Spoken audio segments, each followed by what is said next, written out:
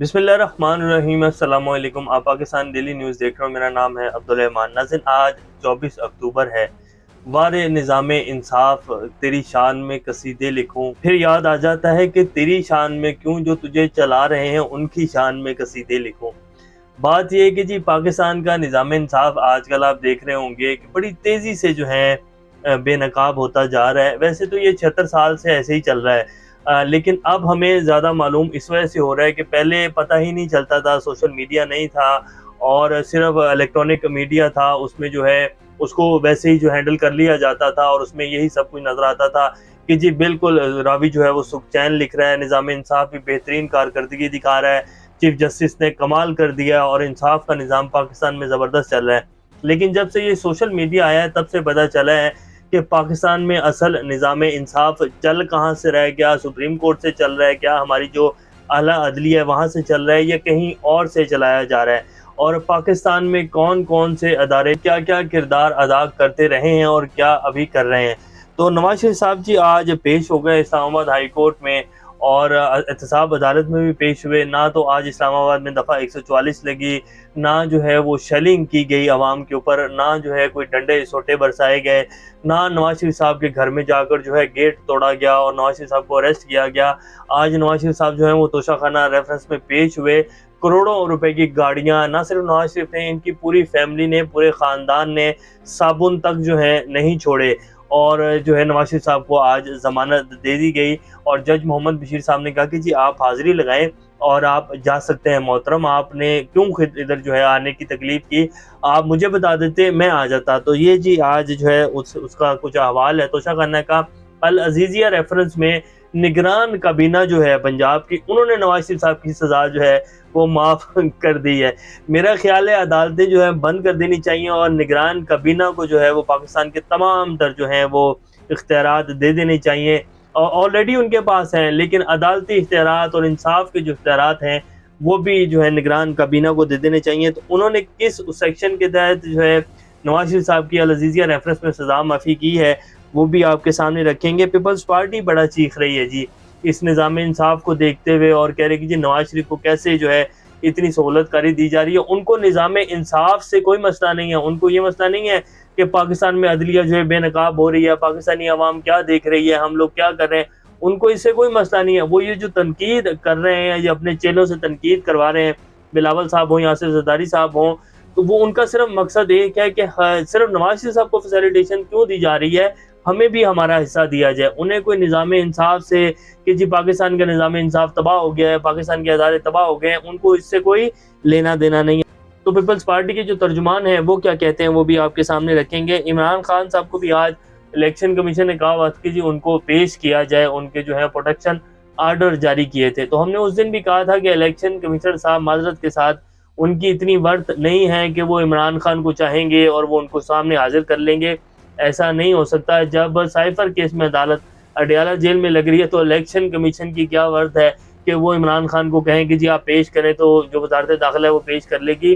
तो ऐसा नहीं हो सकता। बंदे को अपनी जो है हैसियत देकर जो है ऑर्डर करने चाहिए। बहरहाल खैर उनके साथ आज क्या बनी वो भी आपके सामने रखेंगे। और निज़ाम इंसाफ कहाँ खड़ा है पाकिस्तान का, इलेक्शंस होंगे तो कौन जीतने जा रहा है, अभी तक के जो मामलात हैं जो नज़र आ रहा है पाकिस्तान के कुछ सूरत का पता नहीं चलता है। कल आने वाले दिन की पेशन गोई नहीं की जा सकती, कुछ भी हो सकता है पाकिस्तान में। जैसे नवाज शरीफ साहब नाअहल होकर सजा याफ्ता मुजरिम होकर वापस आ सकते हैं, उनको प्रोटोकॉल के जरिए जो है मीनार पाकिस्तान पहुंचाया जा सकता है। अब उनको जो है वज़ीर आज़म का प्रोटोकॉल दिया जा रहा है, उनको जिस तरह जो है सहूलियात फराहम की जा रही हैं, तो पाकिस्तान में कुछ भी हो सकता है। लेकिन अभी तक की जो सेटिंग है उसमें तो ये कन्फर्म हो चुका है कि नवाज शरीफ साहब जो अगले प्राइम मिनिस्टर होंगे और जो इलेक्शंस हैं वो किस तरह करवाए जाएंगे वो भी आपके सामने रखेंगे। इससे पहले अगर आप लोगों ने चैनल को सब्सक्राइब नहीं किया तो रेड बटन को प्रेस कर लें और बेल आइकॉन को भी प्रेस कर लें ताकि लेटेस्ट अपडेट्स आप लोगों को मिलती रहें और ये जो हमारा ताल्लुक है ऐसे ही जुड़ा रहे। तो बात ये कि जी जब पाकिस्तान में ये फैसला हो जाता है ना कि जी किसको हुकूमत देनी और किस पार्टी को हुकूमत देनी है,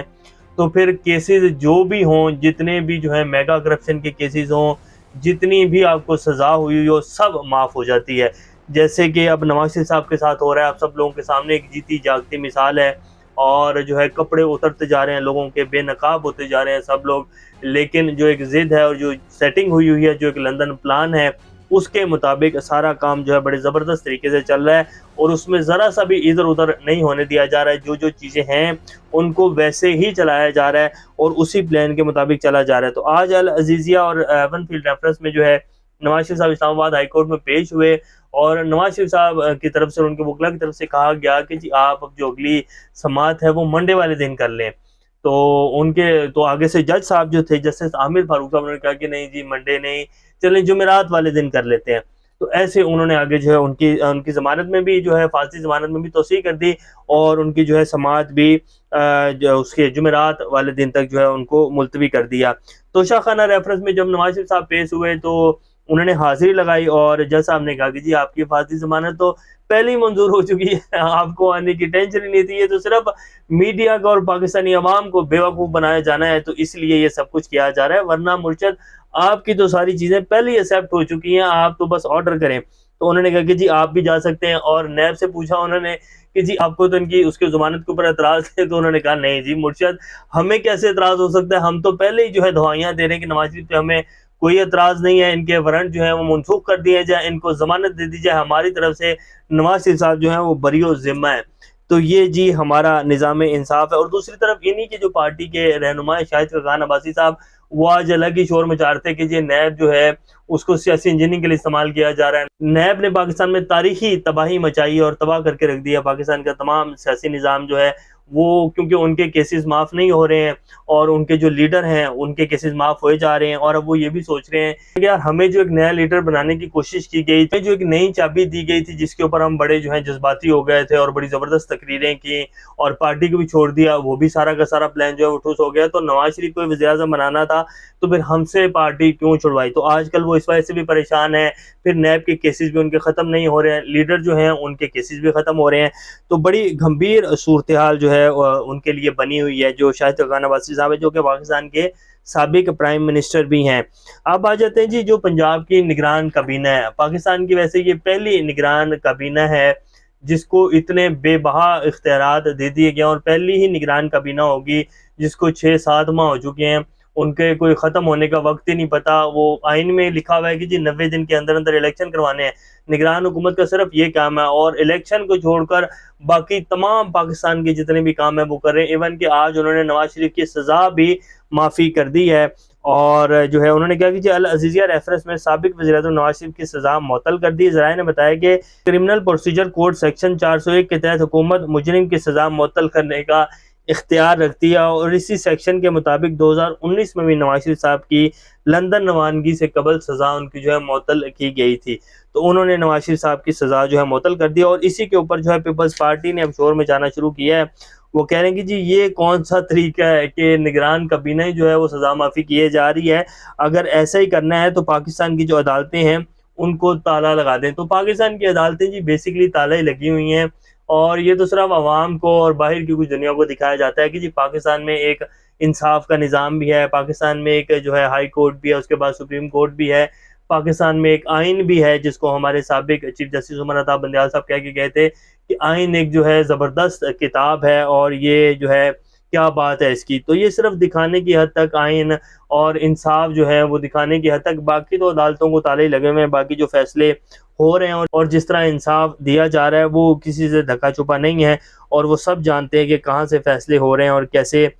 کیے جا رہے ہیں۔ الیکشن کمیشن نے بھی عمران خان کو جی بلایا ہوا تھا، اور ان کے پروڈکشن آرڈر بھی جاری کیے تھے، اور ہدایت بھی کی تھی کہ عمران خان کو آج پیش کیا جائے، کیونکہ ان کے اوپر آج توہین الیکشن کمیشن کی فرد جرم عائد کرنی تھی۔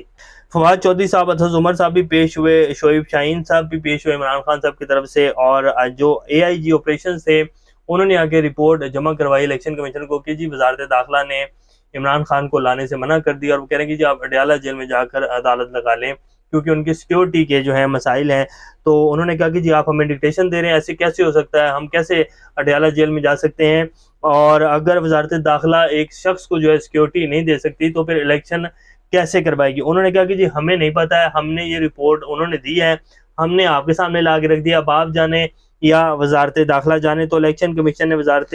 داخلہ کی جو سیکٹری ہیں ان کو طلب کرتے ہوئے سماعت جو ہے وہ 13 نومبر تک جو ہے ملتوی کر دی ہے۔ اور پی ٹی آئی کی 3 خواتین رہنما جو ہیں، جن میں اندلیب عباسی جو کہ ابھی پریس کانفرنس کر رہی ہیں، سعدیہ سہیل اور سمیرہ بخاری، انہوں نے بھی پی ٹی آئی کو چھوڑنے کا اعلان کر دیا اور استحکام پاکستان پارٹی میں انہوں نے شمولیت اختیار کر لی ہے۔ یہ جی اس ٹائم کی کچھ تازہ ترین صورتحال ہے۔ اور عمران خان صاحب کے جو توشہ خانہ کیس تھا، اس میں آپ کے سامنے یہ کیا کیا کچھ کیا گیا عمران خان کے ساتھ۔ ان کی ضمانت نہیں ہوئی، پھر جو جج صاحب تھے انہوں نے فیصلہ دے دیا، پھر اسلام آباد ہائی کورٹ نے کالعدم قرار دے دیا، پھر اب اسلام آباد ہائی کورٹ سائفر کیس کو جس طرح لے کے چل رہی ہے وہ بھی آپ کے سامنے ہے۔ اور باقی رہ گئی بات الیکشنز کی، اگر عوام یہ سوچ کر بیٹھی ہے نا کہ جی ہم اپنا غصہ جو ہے وہ الیکشنز میں نکالیں گے،